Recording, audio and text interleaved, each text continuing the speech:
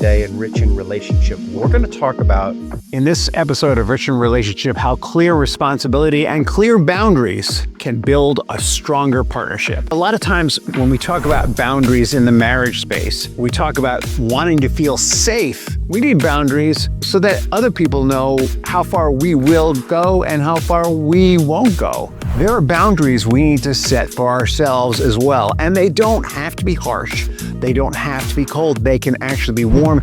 Boundaries can be comforting. You see, boundaries are things that we set on ourselves first. How far am I willing to go where? Welcome to another episode of Rich in Relationship. I'm your host, Rich Heller, and today we're talking about boundaries. Boundaries are not cold. They are protective, but they are also definitive. A lot of times when we talk about boundaries in the marriage space, we talk about wanting to feel safe from the attacks of the other person, but sometimes boundaries are what we need for ourselves in order to maintain clarity. We need boundaries to maintain clarity about the context that we're operating in. We need boundaries to maintain clarity about what we will and will not permit in a specific context. We need boundaries so that other people know how far we will go and how far we won't go. Sometimes we need boundaries for our children to help them figure out what's safe and what isn't. Boundaries are based on role clarity and context, and that's what we're hitting in this episode. My husband and I work together, and I feel like our personal stuff keeps bleeding into work, and work stress keeps bleeding into the home. I'm exhausted, but I don't know where to draw the line without feeling cold or disconnected. What am I doing wrong? This is a great question from Marion, who is a business owner in Illinois. And she and her partner have been struggling with behaving at work the way they behave at home, and sometimes having expectations at home like they do at work. And I want to be clear that whether you work together or not, this is a super important question. Even if you are two people working for two separate companies, you can come home with the mantle of your role in the company on. And sometimes when we go to work, we take the feelings of home with us to work. So it's a super important question for anyone in any marital condition. Confusion about roles contextually is the cause of so many disputes, fights, and discouragement. So going back to Marion's question, she's having work spilling over into home and home spilling over into work. And she's afraid that if she starts to set some boundaries, I would guess she's actually had some experience with boundaries feeling cold and distancing. And I guess what I want you to know, Marion, first of all, is we can set boundaries with warmth and affection. Right? I mean, let's think about how we set boundaries for our children. Do we always say, if you do this, then that's going to happen? No, we don't always say that. There are times when we need to be that way with our children, but more often than not, where we come from with our children is, hey, you see the flame? It's hot and it's great for cooking things, but if you put your hand in it, you're going to get burned. So you really want to be careful with your hand around the flame. Do we tell them that in the bathtub? No. And when they're in the bathtub, do we worry about them burning their hand in the water? Well, only if the hot water is running, let's be honest. But if there's no water running, no, it's contextual. And we can do it very gently and with warmth and affection.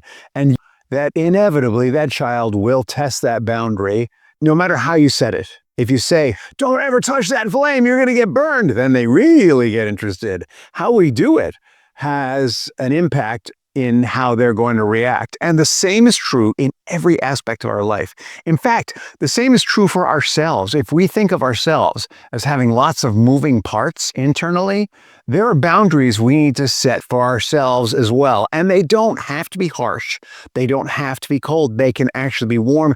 Boundaries can be comforting, is what I'm telling you.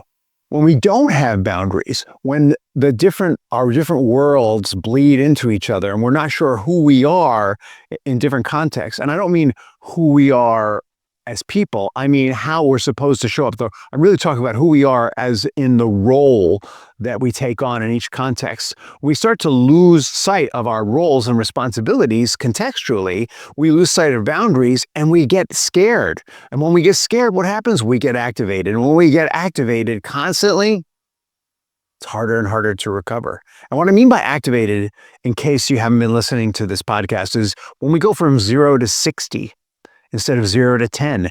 Anytime we have an emotional response that is beyond what the situation calls for, we know that we are activated or triggered or reacting. And where we want to be, especially with the people that we love, is we want to be proactive, except maybe in the rare circumstance where that person we love, maybe we've loved the wrong person, they turn out to be dangerous, right? If someone's actually dangerous, being reactive might be the right move. If it feels dangerous, maybe not so much. Are you tracking what I'm laying down here? All right. And last of all, when we're not sure about contexts, roles, responsibilities, and boundaries, we get confusion about which relationship we're actually in. And this is really true for people who are working together and working together at home, because they take their home relationship to work and their relationship at work home at times, and they forget, sometimes with their work, they forget that this is not the person they're married to, this is their chief operating officer. Or when they're at home, they forget this is not the CEO, this is their wife. So my clients, Brad and Gwen, remember Brad Pitt and Gwyneth Paltrow? Brad and Gwen, whoever they are blanket names for real people in real situations. They didn't plan to bring their marriage into the office, but it kind of happened that way. Just like, any of us can somehow bring what's home with us to work. And the way this started for them was they had one of those mornings, those terrible mornings where they overslept and the kids needed to get to school and they had a big fight about whose fault it was and why didn't you get me up and why isn't little Timmy ready and it was kind of edgy and maybe not like a 10 on the Richter scale, but it wasn't resolved either because they had to get to work. They had to get to the office. And the punchline was that Brad felt criticized and Gwen felt dismissed. This is like what they took to work with them. So they get to work and Brad steps into CEO mode, or he tries to, and Gwen raises a concern about a project timeline in front of their team. Brad didn't hear it as an operational input. He heard it as a continuation of the criticisms he thought he heard when they overslept and had trouble getting little Timmy to sleep. And his response was sharp and inappropriate for the circumstance. And honestly, that kind of response is probably inappropriate for any circumstance. But with our partners, we get so overly comfortable in the relationship that often we let ourselves go outside of the boundaries of the behavior we really want to give them, we really want to show them. I mean, think about it. I'm going to put Brad and Gwen on the shelf for a second. Think about it. How many times have you said something really mean to your partner and you wish you hadn't done it? Even if they started it, you think you should have been the bigger woman or the bigger man. How many times does that happen? How many times have you just gone off the handle, made a sarcastic little snide remark that you wouldn't make to another person, to your partner? Or maybe it's a sarcastic snide little remark you'd make to an enemy, but that's your partner. How many times does that happen? Well, Brad and Gwen were doing this dance at work in front of their employees, and it was not the first time. And Gwen, she felt it immediately, right? She wasn't trying to undermine him, but she saw right away what happened. And she felt exposed. She felt dismissed in front of the employees. She felt denigrated. And folks, I want you to know, you don't have to be married to someone to do this nonsense. I've seen people do this nonsense at work all the time. Anytime we're in a position of authority, we need to be ultra careful with how we interact with people. But I digress. She went quiet for the rest of the meeting. The team shut down also. Everybody went quiet. And afterwards, Gwen said, I felt like I was being berated as his wife in this meeting, not like I was part of the team, not like I'm the person who makes things happen here. And Brad said, I felt like Gwen was attacking me again, and this time in front of everybody. This kind of dynamic, when we take that dynamic of what's happening home to work and vice versa, it is absolutely toxic. Now, Brad could have had this experience if he was working for one company and Gwen was working for another. He could have had this experience. Brad and Gwen could have had this rough start to the morning, gone off to their jobs and taken these attitudes with them and had the same experience with other people, by the way. It's just more fluffed up when it's the person who you started the day with. Brad and Gwen had unintentionally collapsed two systems. Their personal system, which is their marriage, and their professional system, which is business. And part of the reason why they did that is they didn't really think of them as separate, or maybe a better way to put it is they hadn't consciously decided what the boundaries were on each of those areas and what their roles were. They didn't have role clarity and boundary clarity. In their professional system, there was decision-making, authority, execution, and accountability. In their personal system, there's emotional processing, vulnerability, repair, and reinsurance. And when those things start to cross over, it gets messy and ugly for the people that we work with. And if we're taking work home with us and we start copying attitudes with our partner about things that happen at work, it gets messy and ugly with them. Role clarity, contextual role clarity, and personal behavioral boundaries, super important.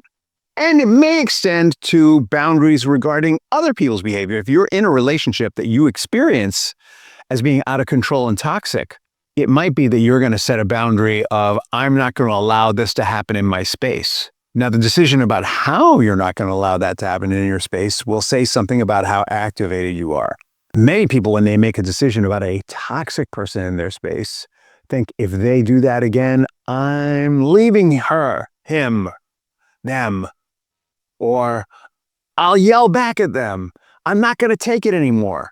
When actually, right, what we need to get about people who are activated is there's no bringing them down if we're activated too. The more appropriate boundary is if they get toxic with me again, I'm going to step away and tell them, hey, I'll come back to this.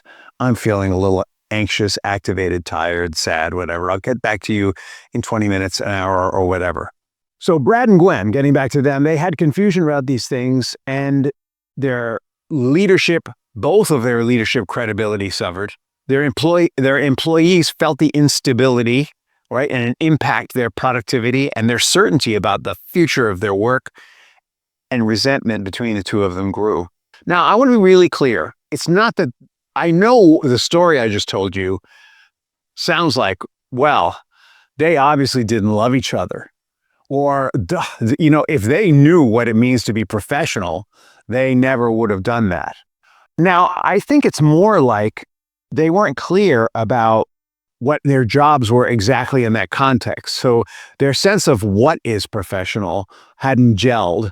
And they did love each other.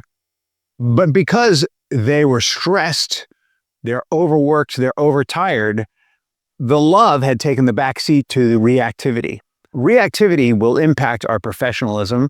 Reactivity will impact our love life. It will impact any area of life that it comes up in.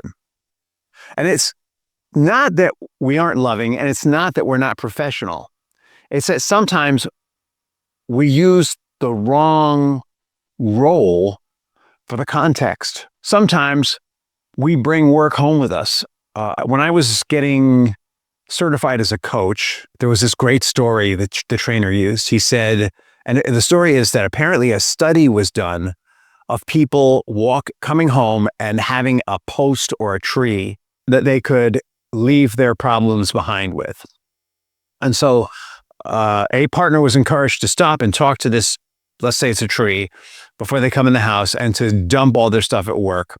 I had this terrible day at work. Larry said this, Larry said that, but I'm home now. I'm here for my wife and my kids. That doesn't, I can come back to Larry and work when I get back to work. Thank you for listening to me. And then they would go inside. And the study showed that people who did that, who had that practice of consciously setting aside their problems and roles at work when they went home and reaffirming their intention of what their role was and what they wanted to create at home had happier, more successful marriages. They didn't even need a coach. And this example was given us because it was to help us understand that half of coaching is giving people a space to take their problem. The other half was the training that we were getting. And so what I want you to take from this story is this piece of unplugging from one ecology and plugging into a different role and mindset in the new ecology is not just important in our marriages and our work, it's important in every facet of our lives. I want you to think about this as, when I do these videos, I download the videos onto a computer, and the computer wants me to properly disconnect the storage device of the camera, right? And what I'm supposed to do is I'm supposed to click disconnect device. But I always just unplug the freaking device, and then I plug the next one in, and all of a sudden my computer's got 15 drives listed in it because I haven't properly closed them, and I don't know which one to go to. Right? That's kind of what's happening with us emotionally when we don't properly disconnect ourselves from each ecology, each device, each environment. So here on Rich in Relationship, we've been riffing for a long time on how vital it is at home that there be one leader for each area of the home, but that it's okay to share responsibility. It's just that it's ultimately up to the leader to make sure that it's done. So I am the leader of the garbage can, and I can delegate that job, or I can allow other people to do it, but it is ultimately my job to make sure that the garbage can is emptied when it's full. That's a very simple example. I am the leader of making sure the dog goes out for a walk at 7:30, 8 o'clock at night. I can let other people do it, but I'm clear that it's my job, that I do not get ready for bed until that dog has been out for a walk to do his business. And not only am I clear, but the dog is clear. He comes to me at 7:30, he comes to me and just starts staring at me. And he'll stare at me all night until I take him. That's proper responsibility and role ownership. This is true also at work. If you have a job that you're at, or if you and your partner are working together, or if maybe you're in a family business with your mom or your dad or your brothers and sisters, you need this exact same level of role responsibility, where your job begins and where it ends. The reason why Brad and Gwen had the big fight about getting little Timmy to school when they both overslept, first of all, they blamed each other for oversleeping. They were individually responsible for getting up. So that was on both of them. But then they muffed the launch sequence for Timmy because they weren't clear on who was supposed to feed Timmy, who was supposed to get Timmy dressed, who was to make sure Timmy had his homework, who was going to drop him off, who was going to get to the... They hadn't laid any of that out. There was no role clarity. And that confusion spilled over into their work environment. And like I said, whether you're working with your mom and dad, or whether you're working in separate businesses, or whether you're working like Brad and Gwen, that emotion and that role confusion will spill over into every area of your life, because how we do one thing is how we do everything. So it is vital that we get clear on every area of our life, what we are responsible for and what the other person is responsible for. Otherwise, we slip into patterns of endless blame. Otherwise, we don't know what our responsibility is and what the boundaries are and how we're going to react when Timmy doesn't get his teeth brushed and doesn't get to school on time. We don't know, and we slip into blame and reactivity. Had they delegated getting Timmy ready for school properly, one of them or both of them would have taken some ownership for that situation. They would have just said, geez, I'm really sorry. I made a mistake. You know what? At the end of the day, I'm going to process this. I'm going to let you know what I learned from this mistake so it doesn't happen again. But they didn't.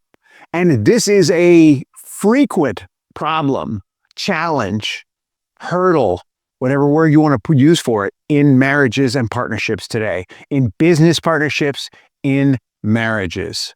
We need to get clear on what's the context. We need to be clear on what's my responsibility. And we need to be clear about how far we're willing to go emotionally in each context. I would argue that unless you are actually being threatened, physically threatened, that getting really angry and expressing it in a way that's toxic to the other person, that would be yelling and screaming, or breaking things or throwing things. I'm talking about even that is toxic and contextually inappropriate. And so I want you to look at that and I want you to think about it. Brad and Gwen came and worked with us. We worked with them on bleeding off the old emotions. There was a lot of old anger and blame going on. And once they sat down and once they got clear on the fact that they hadn't delegated properly at home and they weren't delegating properly at work, they started doing the work. They started declaring not only they were clear what their mission was in their business, they got clear about what their mission, their vision was at home, and that these did overlap, but they were separate. They got clear about their roles and responsibilities in each place, and the opportunities for friction were radically reduced. Additionally, because they had contextual role clarity and they set boundaries on what they were going to do when they got reactive or activated or triggered, when they felt like they were going from 0 to 60, they agreed that they were not going to express those emotions at 60. They were going to go work them out of their body. The recipe is do something physical, because that emotion shows up as adrenaline and a chemical reaction. Talk about it with someone, and pray and or meditate. Now, sometimes you can pray and talk about it with someone, but it's important to talk about it with another human being also. The reason being that if you have a higher power in your life, the chances are you believe that higher power already knows all your flaws, and also you probably aren't having direct conversations with your higher power. Oh, you might. I'll give you the possibility. But somehow talking to our network of support, our worldly advisors, the people here on earth, gives us a little more context and a little more humility. When I go to my best friend and I say, you know what, I yelled at my wife today and I don't feel good about it. He'll say, you know what, I've done that too, and I know how you feel. Let's talk about how you can do it different next time. Or when you go to your therapist or your coach or your pastor or your rabbi, whoever it is, when you talk to another human being about it, it's a different experience than when you're on your knees praying. We took them through that. They had a strategy for dealing with extreme emotion. They were clear about who was responsible for what, and the overlap of roles and emotions dropped radically. And I want to be clear, there were still areas that were a little fuzzy. And when those areas came up, they now had the tools to manage their own emotions and communicate about whatever differences they had in a way that was constructive and creative. They had a synergistic partnership. And isn't that what we're all striving for? You see, boundaries are things that we set on ourselves first. How far am I willing to go where? The only circumstances that I am willing to be physically violent are if there is a threat of physical violence to myself or my family, or maybe a small child on the street. Those are the only circumstances. That's a boundary I've set for myself. Have you set a boundary for yourself about that? There is no room for emotional violence except when there is a clear and real threat to other people, and emotional violence will in some way deflect that threat from them or help protect them. That is a clear boundary I have for myself. And as a result, my marriage is much smoother. As a result, we can talk about these things. Now, I do want to say it's not perfect. Sometimes I need to go to my partner 3, 4, 5, 6, 7, 8 times in 8 different ways about something before it gets addressed. And when it gets addressed more fully and completely than the good old days when I used to be an emotionally violent person and she got a little scared of me and things got resolved, but not completely. You see, sometimes we mistake emotional violence, reactivity, for being effective, for getting the job done. Well, in the short term, it gets the job done, but in the long run, it is a destructive element, only to be used in extreme circumstances. Brad and Gwen have those ground rules for themselves now. Not that they were hitting each other, not that they were throwing things at each other, but your emotional safety is eroded by emotional violence, by extreme emotion. And so it's super important to have that kind of boundary first for yourself. And then there are boundaries that you set with the other person that are contextual and role grounded. If you are struggling with this, usually what I say is join our free group, The Bridge. There's all kinds of tools there and resources. In this instance, I'm going to say if you are struggling with this, reach out to me at richinrelationship.com or go to the website richinrelationship.com and hit the Contact Us page and shoot me an email. And let's explore it together, because my mission, my personal mission here on this earth, is to help partners have synergistic partnerships, to minimize the destructive elements and to build up the constructive, creative elements in their partnerships and lives. With that, I'm going to make a pitch for next week, for the next episode of Rich in Relationship. They happen twice a week and not every week. Roles, hats, and the roots of resentment. We're going to talk more about these roles and hats, and how sometimes it isn't just that the hats haven't been defined. It's sometimes we're wearing multiple hats at once, and how that impacts our reactions and our interactions with others. Stay tuned for next episode of Rich in Relationship. In the meantime, have an amazing day and a fantastic tomorrow. And thank you for subscribing to Rich in Relationship.